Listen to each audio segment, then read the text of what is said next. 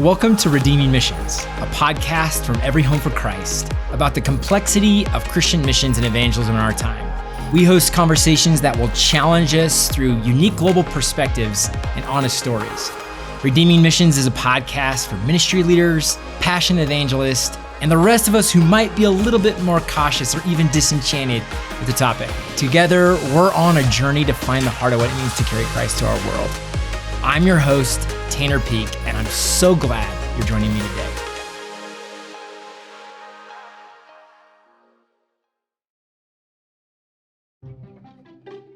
Every Home is celebrating 5 years of the Oikos Initiative and 2 billion lives reached with the love of Jesus since 2019. This bold initiative to reach all 8 billion people and growing by 2038. How are we doing it? Learn more and join in at everyhome.org/oikos. Welcome to another episode of the Redeeming Missions podcast. I'm super excited about the guest that we have today, Jesse Engle.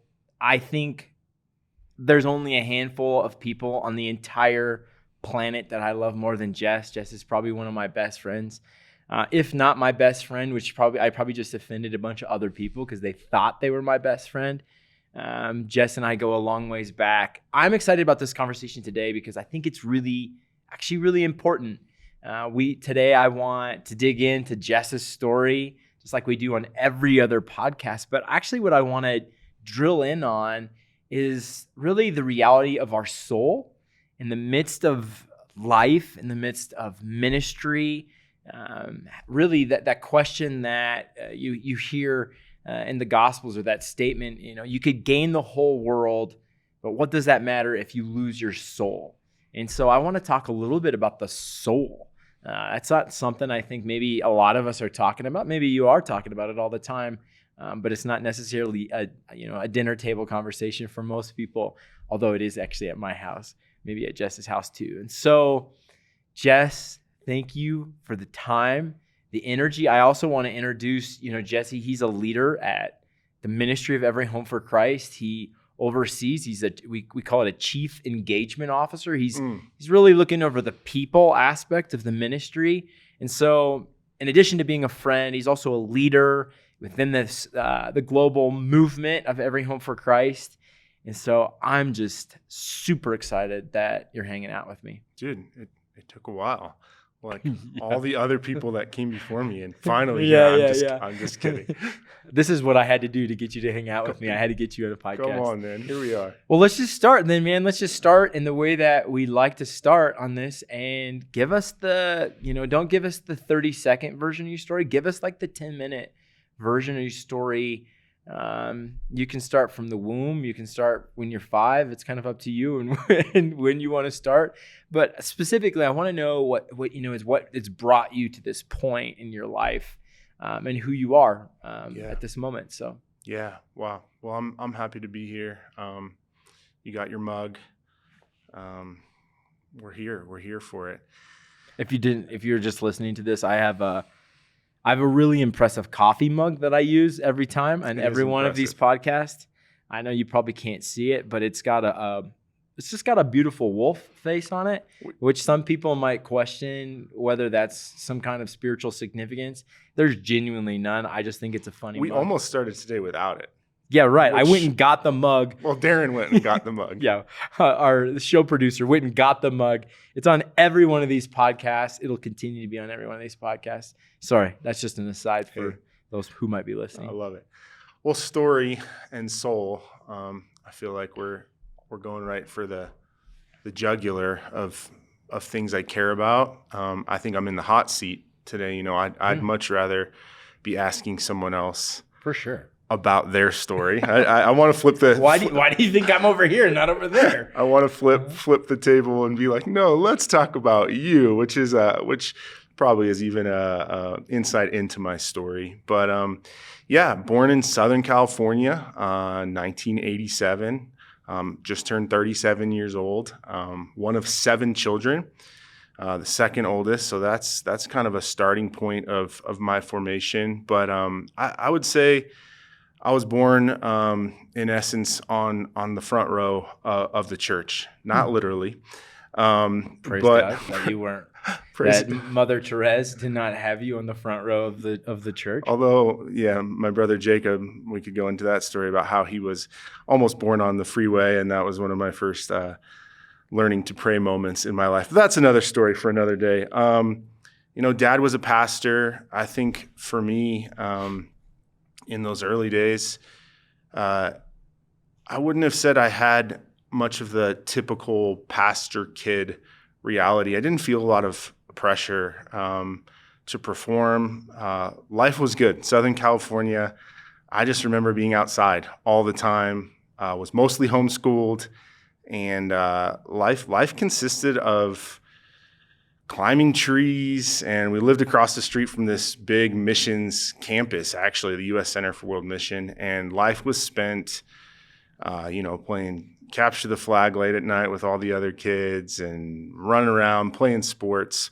And so I think, there was something about growing up as a pastor's kid that had an innocence to it of just feeling like I knew God from an early age. I would say like there was hunger, there was openness to just God, his presence. I mean, I have early memories of even just being in church and being like, I don't even want to go to Sunday school because I want to be in here for worship. And I had my favorite worship songs and just having a sense of the presence of God being really real. I would name that as like foundational to my story of like God is real. He's present in our lives, and even in a not just in our heads, but in our experience. That's something I'm really grateful for.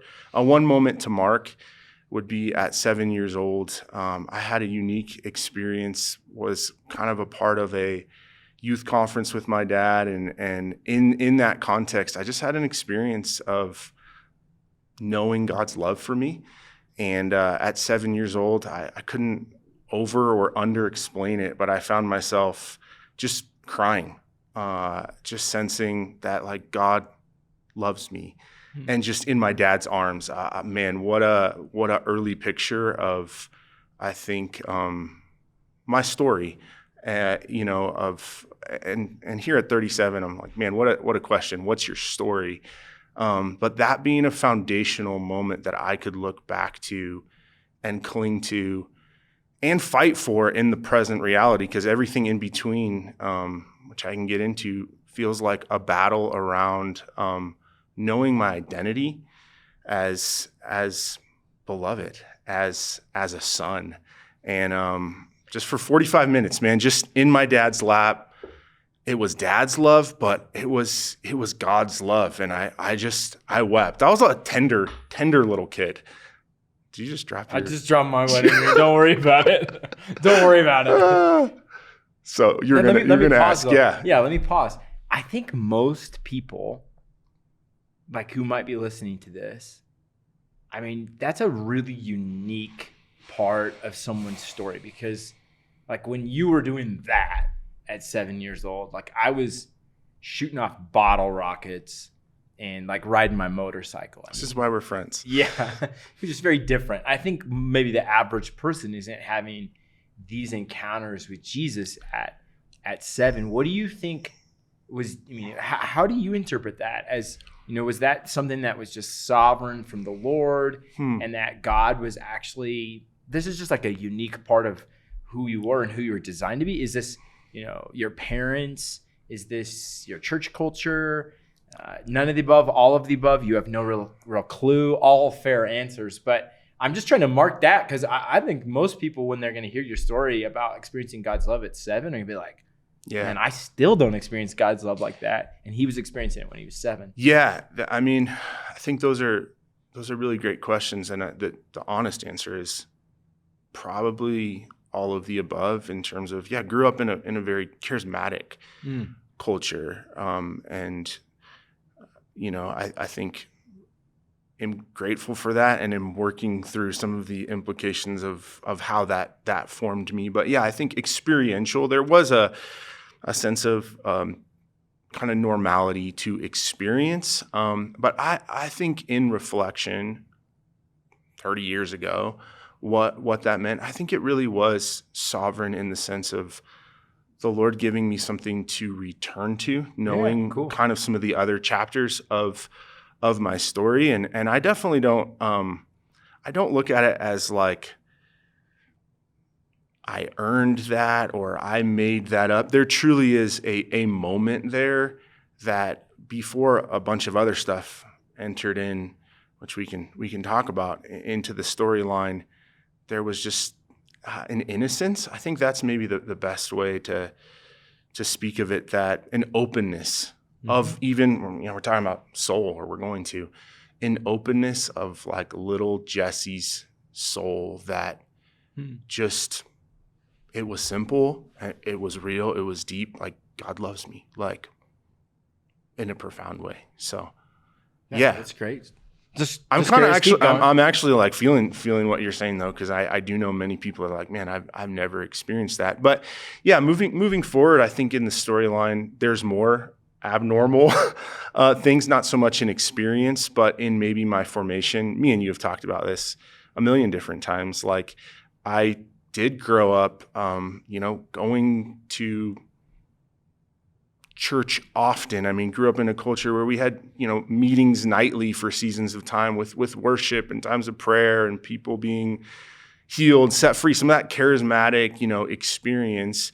But sometimes I feel jealous of even like your side of the story, which is like running around on your dirt bike with your 22, like kind of that, For sure. that we've talked about that. And so, yeah, I don't think there's anything to boast in that. If anything, it's like, what did that all mean? But in my early teens, and this is a story I'm still learning to tell, I began to enter into ministry at a really young age, is kind of how I'd say it, public ministry. I think there was a desire in my heart to serve the Lord. There was for sure a desire in my heart to just be with my dad. He was my friend. He was my hero. Your dad was in ministry. Your dad was a highly public minister. I mean, had a big public platform. Right around that time that I was in those early teen years, he was kind of going from local church pastor to gathering tens of thousands, hundreds of thousands of young people to fast and to pray. And in that atmosphere, like those things were just normal to me.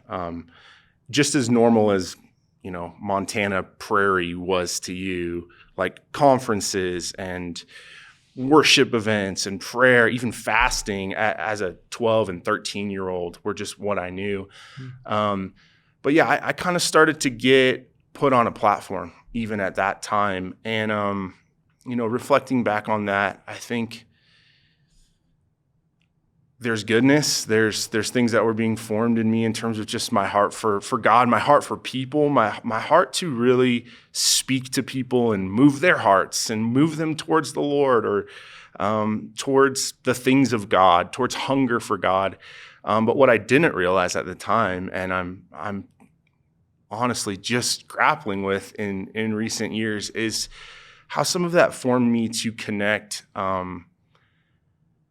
my belovedness, going back to that story of being loved. And at 7, there was no like, I'm loved because. It's like, right. I'm loved. And even that relationship with my dad of just dad loves me. He delights in me. But I began to connect in my own little brain and heart as a young man in my teens that what I did on platforms, how I performed, begin to have a relationship with how, if I'm loved or not. And even at that age, I'd begin to kind of judge myself of, did I do good? Did I speak well? And I would say something maybe even of evil, I would want to name that came in there to try, I think, and rob and distort any sense of, man, I'm going to live from this core of being a son who is loved to more of a performance kind of mentality and evaluating myself kind of based on, am I fasting? Am I praying? How am I perceived by people. And so, yeah, still unpacking that, honestly. Feel even like I don't have all of the language of what was that early season. I mean, just particular moments. I stood on a stage at 13 and kind of prayed this public prayer in front of 450,000 people on the mall in Washington, D.C. And It's a lot of folk. it's a lot of peeps. And the prayer was around like being set apart for God and being on fire for God and being wholehearted. And I think it was genuine. I think it was innocent in a way, but kind of everywhere to this day, I'll go places and, man, I heard you pray that prayer. And that impacted me. And there's some confusion in my own heart because that actually kind of sent me into some of my teen years of like just feeling an immense amount of pressure to live something out that I couldn't even totally name what I was trying to live out. So I think I'm going to repeat a little bit of what I'm hearing in your story. If chapter 1 is about innocence, right? That's and story belovedness. And belovedness. Yeah. It seems like chapter 2, which you're just kind of wrestling through, is maybe you used the word robbed. Robbed innocence or robbed beloved. Yeah. Belovedness. And so, I mean, I think you can see how your story is developing. What would, if you were going to go on to like chapter 3, you can have as many chapters as you want. I mean, you can have 15 chapters, but let's say chapter 3. What has been, as you've grown older, what has been the story?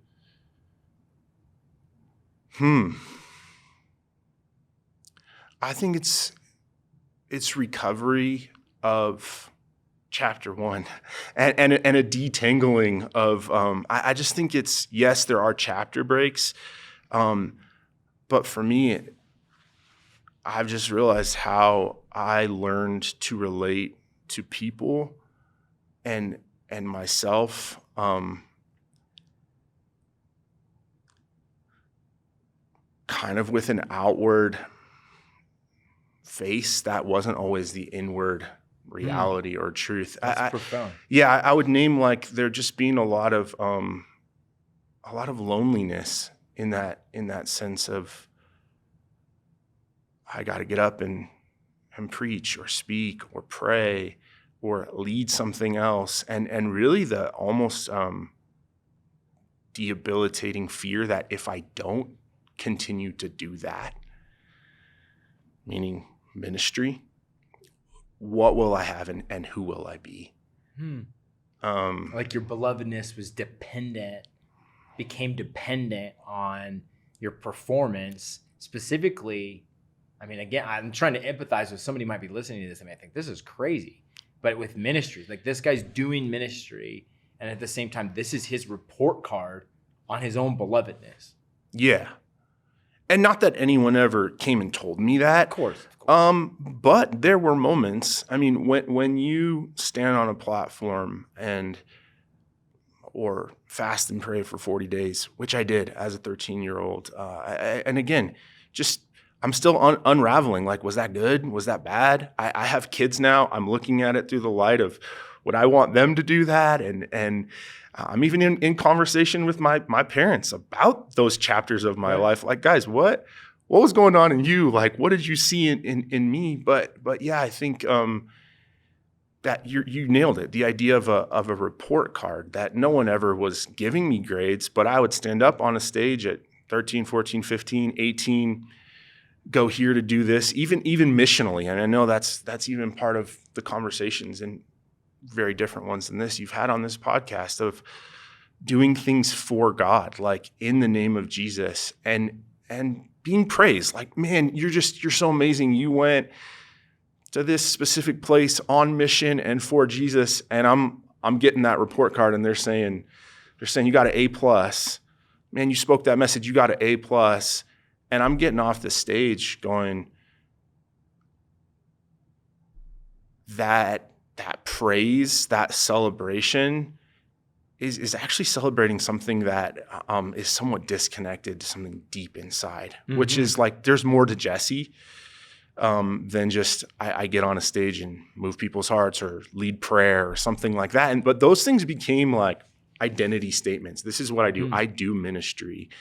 And the confusing thing is all the while, I feel called to it. Like I have a desire, like for anyone who would know me, it's like Jesse wants to do ministry in the sense of love God, like boil it down to first and second commandment. Like if this is about love God, love people, like if that's ministry, like whatever expression that is, I'm in. Like that's what I want to do with my life. And that's the call of every believer. But I've always felt a drawing to ministry, and yet deep confusion, loneliness, and that disconnect of you're giving me an A+,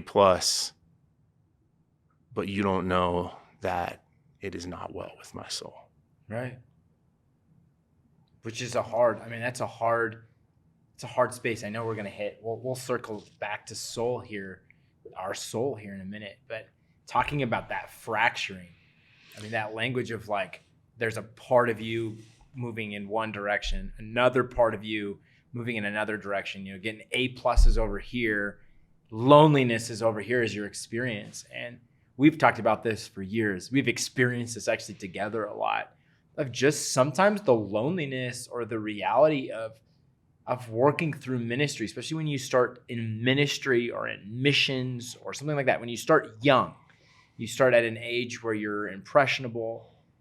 These things get wired together in just a unique way. You like you said, you start to find belovedness in unique ways. And whether you went to an unreached people group, like I'm beloved by God because I'm hardcore, or in my story, I'm beloved because I'm now in a closed country and I got arrested for the Lord. Yeah. And you start to generate these narratives about who you are, but really your soul is languishing a lot of times. It's like a cheap drug, or it's like eating a Little Debbie's. Little Debbie's. Sounds good. Literally, such sugary. And it satisfies you for a moment, but in the end, it's not nourishing your soul, because there's only one thing that's supposed to nourish your soul. It's not your performance. It's the Lord. It's the voice of the Lord, or the experience of God in our life is what's to sustain us. And so I know we've walked that both in our own journey, in our own way.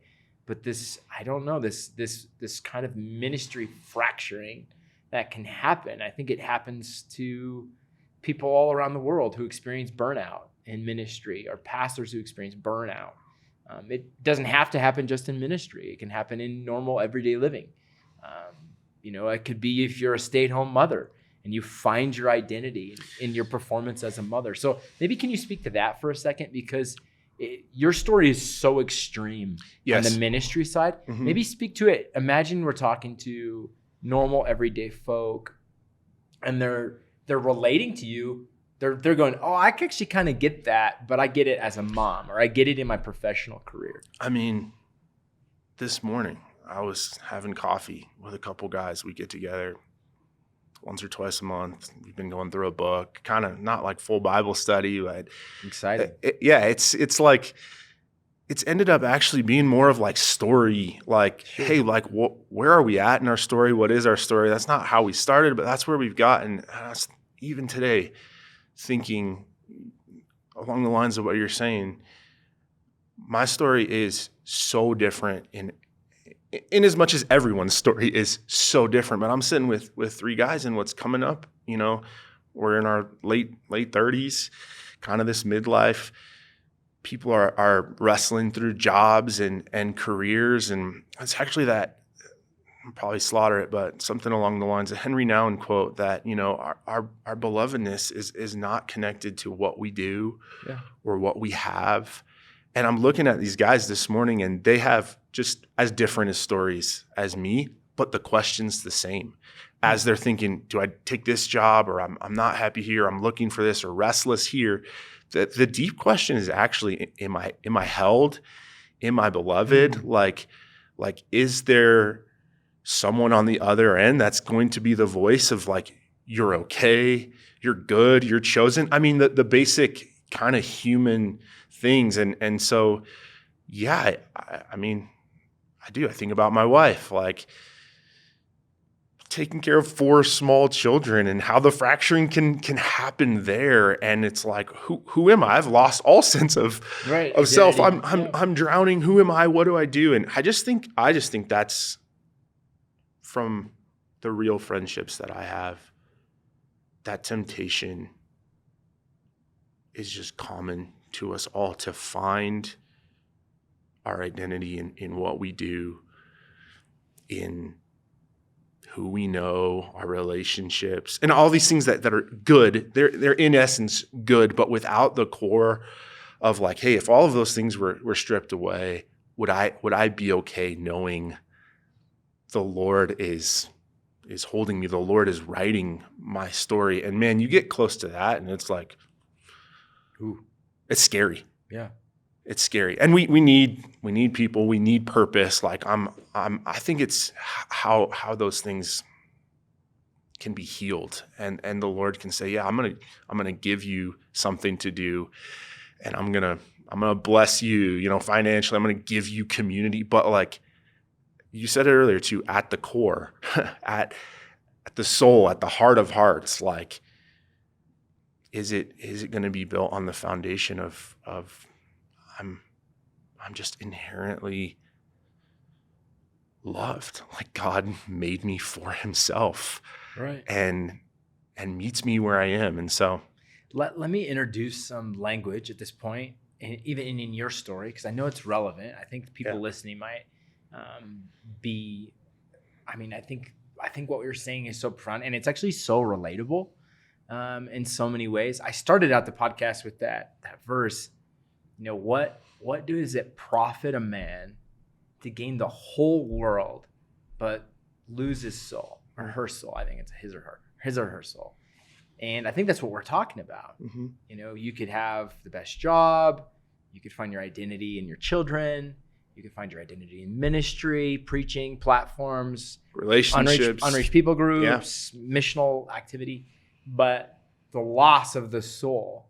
And I think that stands out to me when you talk about chapter 3 of your story is about regaining something. Mm-hmm. I think what we're talking about, and in some ways the regaining of your soul. So I wrote down a quote this morning about the soul. I think soul can be such a vague term that it's like, what does this even mean? This comes from Ruth Haley Barton. She's, to me, I think one of the most profound mothers in the faith right now, and she so speaks to the soul. Anything that you can find that she's written, I couldn't recommend it higher. She's, to me, just be careful. It's a little dangerous. In a good way. It's going to wreck your life. It's going to mess you up. So she has a good definition of soul, and then I'm going to kick it back to you and have you even start to, continue to tell your story with some of this language.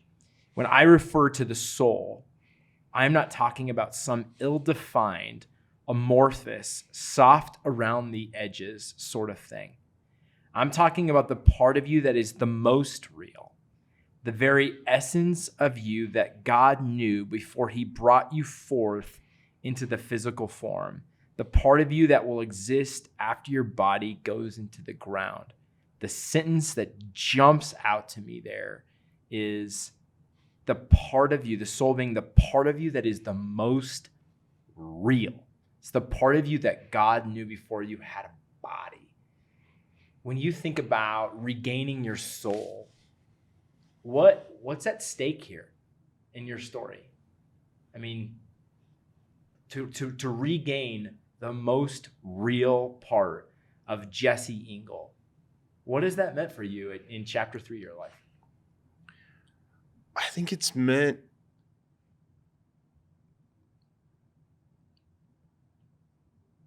being willing to question what isn't that most deepest, authentic part. Yeah. And that's scary because I think, I think identity and soul are so close to each other in that we kind of build a construct of ourselves. We see ourselves in a certain way. And I think to get to that, to get to our souls, to find our souls, there's a little bit of a questioning of, I think it's a commitment to just being honest and real, which for me has happened through friendships like ours, through marriage. I mean, nothing like marriage for your construct of yourself to get kind of blown up. And well, yeah, not only have people told me I'm this, I'm X, I'm a prayer leader, I'm a ministry guy, whatever. And then your wife is like, hey, I know you. I love you. You're a slob. You're a mess. And actually, like, I'm concerned for your soul. Like, I think right. some of even that language of knowing our soul, getting to know our soul, that deepest part, allowing God to meet us with his love in that place comes through community. I think of a really poignant, moment in my life where I don't think I knew it at the time, but I was probably being faced with this question of gain the world. At least in my eyes, it was gain the world or lose your soul. And I was actually leading a short midterm. I had led a short-term team to India, 10-week, short-term missions trip. And it was amazing. Like 10 weeks of just the harvest is plentiful. The labors are few, prayers that were like just filled with faith and like really authentic, genuine ministry. We went to North India and saw like just truly like the ends of the earth, like places with, states that have 100 million people and there's, 0.0001 believers and just like overwhelmed. And I out of that, I was so fired up and inspired. I signed up to lead a 2-year midterm team back to India. And a couple months into our training phase, I went back to India with one of our leaders. And it was one of those moments where it was like, it was a different India than I had seen, a few months earlier and felt like just so much faith. And like, again, that's, I think there's complexity there because I think that was real, but I don't think I was that in touch with the reality of my soul, where I was really at. And so we go back and we're looking at apartments and I'm thinking like, I'm going to live here. And all of a sudden it just became so clear to me, like, I can't do this, but I've signed up, going back to that like mentality of even doing things for God. Probably with the subtle, like, man, this will earn me. I never had the conscious thought, this plus this will earn me God's affection. But man, if I could be a missionary to one of the hardest, darkest places of India and do that, that would get me a gold star. Like that would get me like extra belovedness. My dad would think that's amazing. My leader would think that's amazing. My friend, now this is the construct I've built. They probably are like, oh, we don't need you to do that. But that's the story I'm telling myself. And I sat down, or what came back from that trip, just overwhelmed and dead. I would say dead in my soul, like just fearful, kind of going through the motions. I used to say back then, fake it till you make it. Like that was one of the things that kind of in a name of like, this is the will of God, just do it, like pull up your bootstraps, which I lean towards the like emotional, feely kind of soft side of things. And so like, I need that sometimes. I sometimes need people to pull up your bootstraps. But I sat down with the leaders and they said, hey, you need to look us in the eye and convince us this is what you feel like the Lord wants you to do. And I just was like, I can't do it. Like, it is not well with my soul. I think those were the actual words. It is not well with my soul. And I think that was 10 years ago, 12 years ago, something like that. That was a pivotal moment for me to say, I have to start caring about my soul. I mean, I was sad. I thought I lost the call of God on my life and was dating a girl at the time and we broke up. But man, that's really when the Lord started to meet me. I started just hanging out in Psalm 23 and like, the Lord is my shepherd. Like, man, this thing isn't really up to me, isn't dependent upon me. Like, I don't have to do anything to please God or to go win the world for him. And so, yeah, I think that was a moment for me, really in God's mercy. I didn't even know that I was choosing my soul, but something in it was like, no, it's not going to be worth it to go over there and do whatever I'm trying to do only to fall apart there. Like, might as well fall apart here. And it's how I actually ended up coming to Colorado, was a phone call with you kind of processing this and you saying, dude, come live in my basement, enjoy a Colorado summer and hike, and we'll play, we'll fish, we'll do whatever, and then we'll figure it out. And 10 years later, I'm here at Every Home. I've been here for 10 years, still committed to that mission, that desire to love people and love Jesus wholeheartedly, but way more fiercely committed to peace in my own soul and a clinging to that belovedness of, it's not worth it. It's not worth it to do something great for God and have that disconnect. So I think that's when I'm like, Lord, heal that. And then I think he brings it back together. Right. Like, as we open that true part of who we are, I think he starts to connect that with calling and mission and some of the external stuff that's been there from the beginning. I'm still on platforms. Right. I mean, I was on a platform this morning leading a prayer meeting, but the way I led a prayer meeting 10, 15, 20 years ago compared to how I'm leading it today is showing up going, I'm not here to perform. Mm-hmm. I'm not here to gain anything. And in moments, I might still slip into that and want to be eloquent or want the room to feel something. But more often I'm showing up to platforms, to people, to relationships, saying like, this is who I really am. And at my core, my identity is Jesus loves me. Jesus loves Jesse. And I'm going to fight to live out of that. So, I mean, your story is just so beautiful. I mean, you have just like in so many ways, like I know you just gave a really simple, version of your story, but like in the most beautiful moves, like you can just see, something given by God, innocence, belovedness, something stolen, kind of in this crucial time in your life, and then this ongoing process of it coming back together, all of it, not leaving necessarily everything behind. And in terms of the good, leaving behind the bad, talking about honesty. You're talking about honesty with your soul, being willing to face hard things. One thing I know about Jess, you haven't heard him say it necessarily here, but just the willingness to just run straight into those places of pain in your life, in your heart, just not losing courage to address the deeper matters, the deeper things, just a ferocious commitment to authenticity. I think of all those things when I think about you, Jess.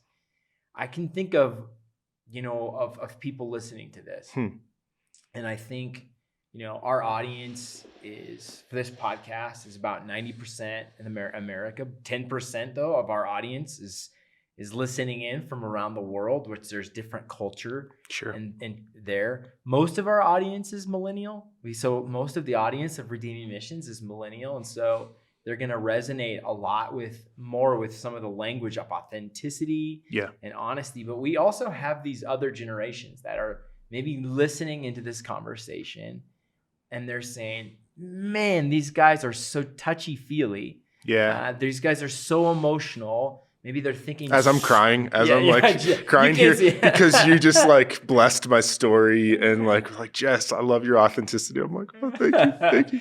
Yeah, but I can hear that voice. And, and they might be saying, that these young guys, or this younger generation, they just want to pay attention to their soul at the expense of working hard. How would you, I know you're such a humble, very empathetic individual. If that person was sitting here with us, how would you respond to that individual with that kind of, saying, hey, you're just paying attention to yourself so much and your soul so much. But what about the work? What about the mission? What about the vision? What about the Great Commission? What about the unreached people groups? I think what I would want to respond with is curiosity about I mean, one, I'd be open to that critique. I think me and you have had this conversation where it's like, man, we can learn from the generations that weren't as touchy-feely and they did hard work.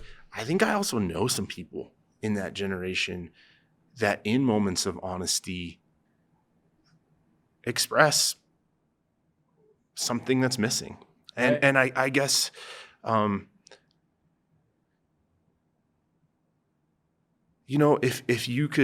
if I could sit across from you and ask you enough questions to hear you say, man, I know I'm beloved and I'm out of that. I'm working my tail off. And I think I'd probably also want to say, what about the people in your life? What about your kids? Like, tell me about your friendships. And maybe that's just, again, someone's going to be like, oh yeah, millennials, they're saying it again, getting touchy feeling again. But for me, the people that I look at in my life and I admire are ones that are, they're willing to grapple with maybe a gray, in a good sense, in between of like, why can't we have it all? Why can't we work hard and do big things for God and yet also not take ourselves too seriously in another sense and have deep, authentic friendships? And like, for me, one of the things is I want to be older and have my kids have a testimony of my life of like, Dad really loved us. Like, I mean, I think that's a good picture. Like, at the end of your life, do you want people to say you accomplished some great big mission, or those closest to you that really knew you, that maybe were closer to that soul, that could say, no, they did that, but also they were present, they were kind, they were loving, they were honest. I mean, that craving for I would just say, hey, I just want you to be honest about your journey. I'd love to hear the hard parts in all of your hard work and your mission. So I don't know, it'd be a conversation, but why not have them? Why not? I think this is like, Jesus came to give us life and life abundantly. And in that he empowered us and sent us to the ends of the earth. I mean, the mission, like display the glory of God, like make all things new, like labor in this good earth he's given us. Why not desire a soul and an inward flourishing as well as external impact? But if you ask me if I have to have one or the other, I'm going inward all day, man, because I've known that disconnect. And so that might be personal to me, of like, I'm just unwilling to go pursue something external that might be impact or get me a praise of man or a whatever, you're beloved. And I'm going to go, no, I want that when I'm alone. No one else is there. It's me and God, and I know who I am. I mean, I think your answer is great. It's probably, I was like thinking of like how I would respond to that in my own life. Yeah. And I think what you said that I think is also true is it seems a little bit like a false dichotomy. It is. It's to say you can only do one or you can only do the other. I mean, it's a little bit vulnerable to say, but I have a spiritual director that I meet with once a month who checks in on me spiritually. I have a therapist that I go to every other week, whether I have problems or not. Praise God. I have at least one executive coach. At times I've had an additional, and then I have like an additional, not a therapist, not a coach, but someone who's walking me through kind of the nitty gritty of my life in a different way. Yeah. So I've got at least 3 or 4 individuals that are voices in my life. Yeah. I'm a leader of a big missions organization. Last year, we saw as much as 480 million people impacted by the gospel. So I'm carrying this huge leadership role. I'm a hard worker. Very. I work hard. I know, especially the EHC people around the world that are listening in, they are hard workers. So we work hard, and I have all of these people in my life. And I would say the thing that they all speak to every time they sit down with me is not Tanner work harder, Tanner work more efficient, Tanner do better. It's, hey, how's it with your soul? How's it going on your inner life? And I think it's largely accepted in our time that there's a very clear relationship between what's going on in our soul and what's coming out in the form of ministry or activity. I think we talked about this so many times. If my soul is tired or it's exhausted or I've lost sight of my soul, that's going to show up in my marriage. Yeah. That shows up with my children. That shows up in my ministry, in my time management, in my all of those things. And so I think your answer is better because you are going to come into it more from a level of curiosity and trying to get behind the question. But I think for me, there is actually a truth here that is worth fighting for, which is this is not a dichotomy, and but also that, like you said, if I had to prefer one to the other, I think Scripture's clear. What does it profit a man if he gains the whole world but loses his soul? There is a priority in that verse. There's just a priority right there. So I don't know how we could shy back. And it might not be that it's an older generation asking this question. It might be you're just an Every Home for Christ worker around the world, giving night and day to evangelizing people at their doorsteps and the threshold of their lives.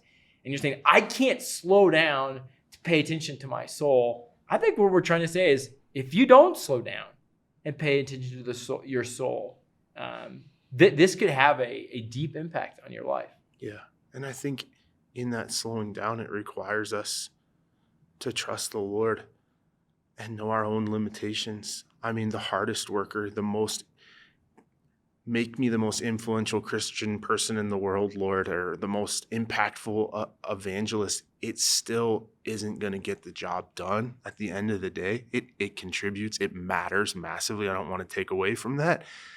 Are we trusting that this is Jesus' mission, Jesus' heart? He's the one doing it. We're joining him in his labor. If we can't slow down and hear his words to us, exactly what you're saying, and I would love to just say, yeah, I think we toss away that verse maybe to wrap it up. I mean, that's your job, but that verse is so easy to put on someone that seems to be pursuing the quote unquote gain the world of like, oh yeah, that's for that guy that's trying to get rich. Right. Let's be honest.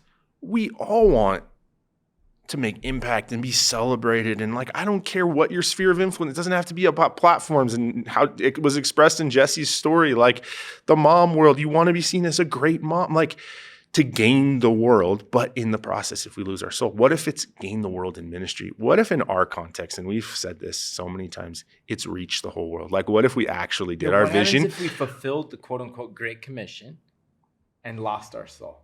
Yeah. Meaning we're not tender. Like to me, that if you say like, what do you mean lose your soul? Well, it's just this maybe subtle kind of hardness of heart that isn't just tender towards God, towards people, isn't open, is maybe defensive. I mean, it can manifest so many different ways, but dude, at the end of the day, I'd love to gain the world in the name of Jesus, for Jesus, do great things. I mean, we're praying big prayers. We're saying, Lord, open countries and send laborers, all of these things.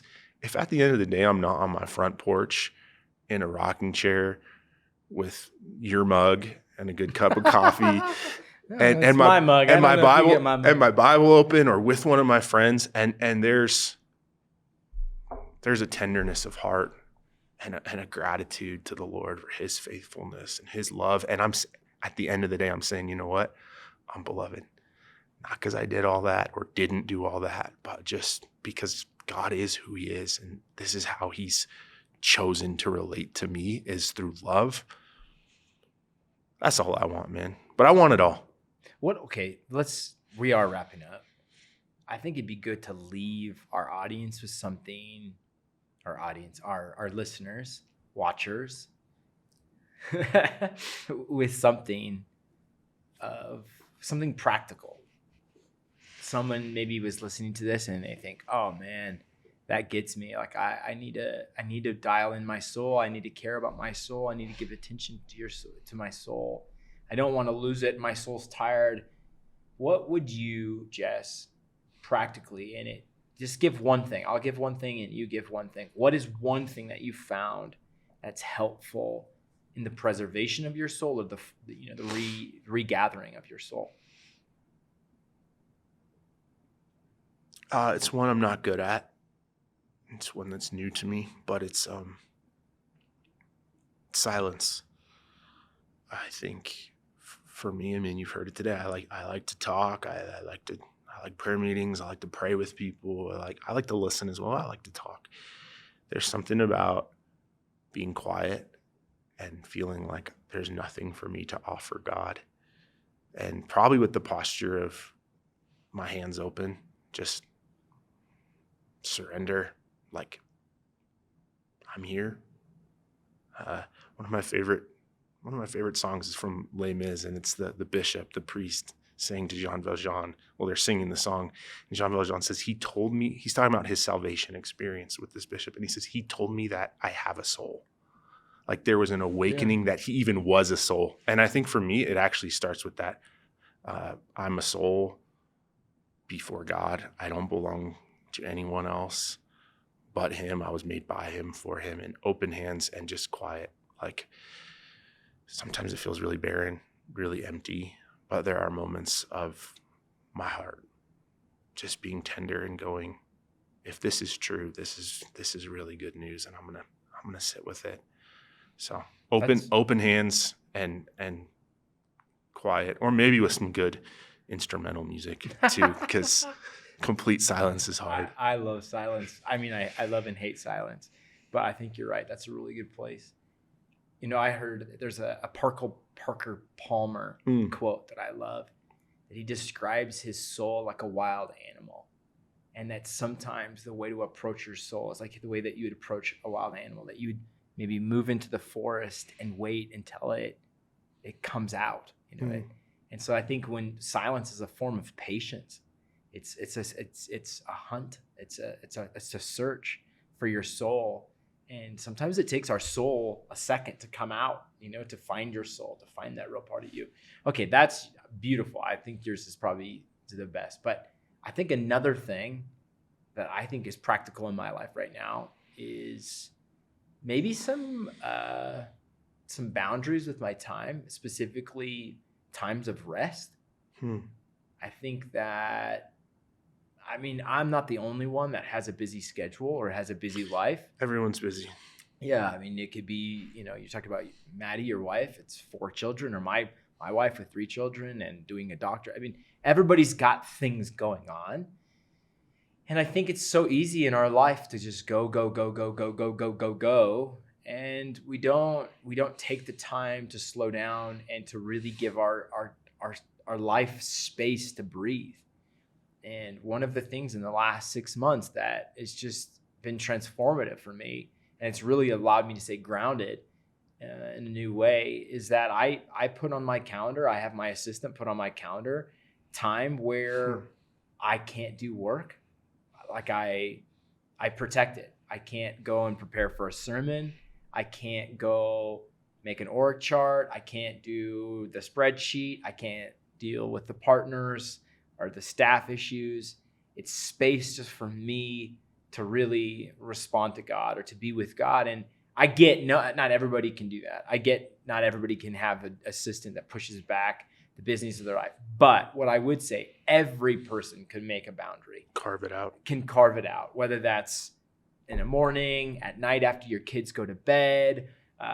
Maybe if it's an EHC minister, it's the car ride on the way to the outreach where you're just committed to not talking or to just being alone with the Lord. So I think maybe the most helpful thing that I could maybe leave with our listeners today is actually just create time and space where the busyness doesn't get a win. It just doesn't get to rule your life.